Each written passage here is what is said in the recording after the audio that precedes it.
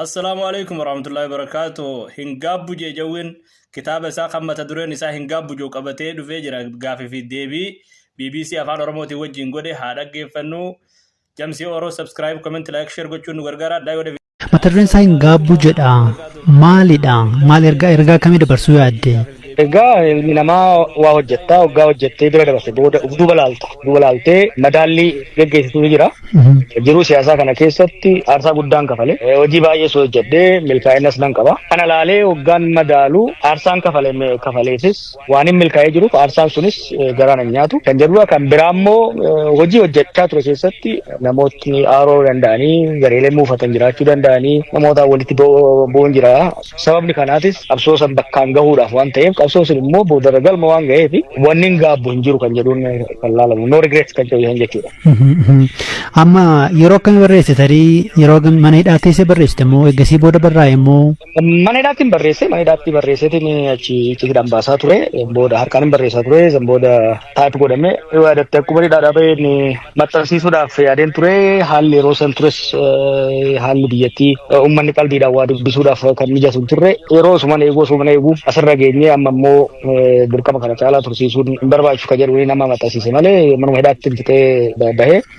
Kitaabni kun afaan lamaan qophaa'ee yoo dogoggoruu baadhee miire? Jalqaba afaan Oromootiin barreeffame san booda gana afaan Amaaraatti jijjiirame. Afaan Ingiliziitiinis hiikamee jira garuu gulaalamee yeroodhaan gahuu hin dandeenye. Yeroo amma tokko booda kan afaan Ingiliziis ni baha garuu amma kan afaan Amaaraatii fi kan afaan Oromoo lamaanuu qophaa'ee jira. Kitaaba uummata barreessite keessatti wanti addatti namni eegu yookiin immoo kana dura hin dubbanne namni yookiin immoo waan haaraa kan duratti ifan goone uummati argachuu danda'a?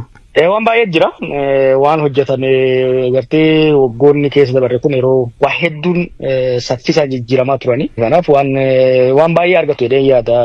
Bakka nufi jirurra ilaalcha kiyyarraa waan inni yeroo san yaadadhurraa waan hin barreessee fi waan hedduu argatu jedhee yaada. Tarii haala siyaasa Itoophiyaa keessa jiru irratti waan furmaata keeku waan keessa dabarte waa'ee isaas hin tuqaa? Kitaabni mana hidhaatti barreesse actually kitaaba lama kutaa lamatti barreesse waa'ee hangammaa keessa dabreeti.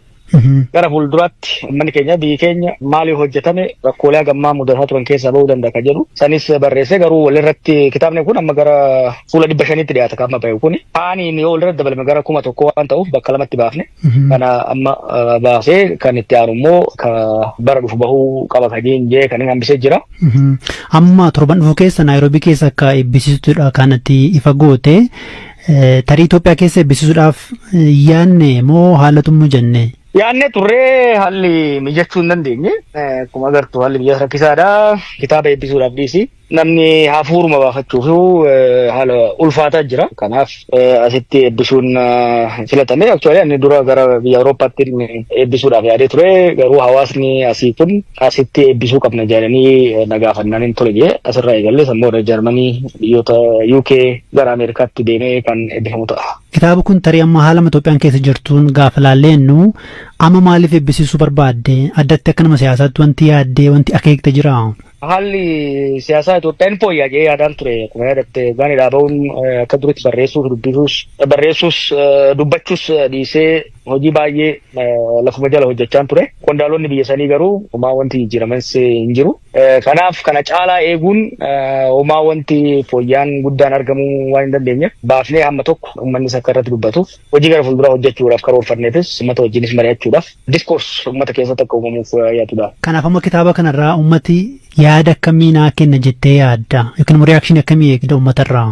Wanni guddaan aadaan waa barreessuu akka jiraatuuf uummata afoolaatti uummata oral societyidha uummanni keenya kuni. Namni keenya kun mataa mataatti osoo gadi taa'ee mataa ofiitiittu jireenyi namni keenya keessa dabare mataa mataatiin keessa dabru kitaaba tokko ta'a. Garuu waan hin barreessineef gaafa namni sun lubbuun dabru seenaan inni keessa dabre sunis hojiin inni hojjetame rakkoon inni arge bal'oon inni arge achumaan wajjin awwaalama jechuudha. Kanaaf wanni guddaan ani kitaaba kana barreesseef waan inni keessa dabre yoon lafa kaa'e dhaloonni itti dhufu ilaalcha kiyyarraa waan an keessa dabrerraa waa hubachuudhaan ummata isaatiif nadaran dogongore sirreessa hojii gaarii an hojjedheerraa barachaa ummata keenyaaf bu'aan nuti buufni caalaa dachaan buusuudhaaf isa gargaara jedhee waan yaadeef kanaafin galmeessuu barbaade beekii mana kana hidhaatti yeroon barreessutti yeroo san mana hidhaa san keessa lubbuun nan bara jedhee yaadaan turre kanaaf wanni ani keessa dabree na wajjin awwaalamuun qabu yaada jedhuun barreessee baasaa ture boodas kaammas hoggan laalu wanni barraa'e kun uummata bira gahuun dhaloota dhufuuf waa takka guduunfuu ta'a jedhee yaadeetiin bifa saniin dhiyeesse. Mana hidhaatii lubbuudhaan nan baay'ee yaanneette tarii addatti wanti kana dura nuti hin dhageenye wanti si mudatee jira moo haalli manumti hidhaa si hin mijanne? Waan baay'ee jira kitaaba keessatti dagarta. Gaafuma qabamne irraa kaasee gaafuma qabne sanuu lubbuudhaan qabamne mana hidhaa seenuun raajii waaqaati. San boodas mana hidhaattis waa hedduu ture kana hunda keessa dabree lubbuun ba'uun kiyya anaa una ajaa'iba. Garuu yeroo mana hidhaa ture sanitti wantoonni dhaga'amu wantoonni an argu wantoonni odeeffannoon nagaan irraa ka'ee lubbuun achi keessaa bahee seenaa kana himuu nan danda'ee waan hin yaadneef barreessee kan biraa immoo manni hidhaa yeroo sii kenna akkuma beektutti yeroo tasgabbooftee barreessuudhaaf qabda hojii biraas hin qabdu. Barreessuuf dubbisuun alatti kanaaf saniifis na gargaare akeekni guddaan garuu mana hidhaa san keessatti yoon mana hidhaa san keessaa lubbuun ba'uu baadhe manni keenya waan tokko waan an keessa dabre akka beekuu fi dhaloonni dhufus akka waan tokko irraa hubatuuf.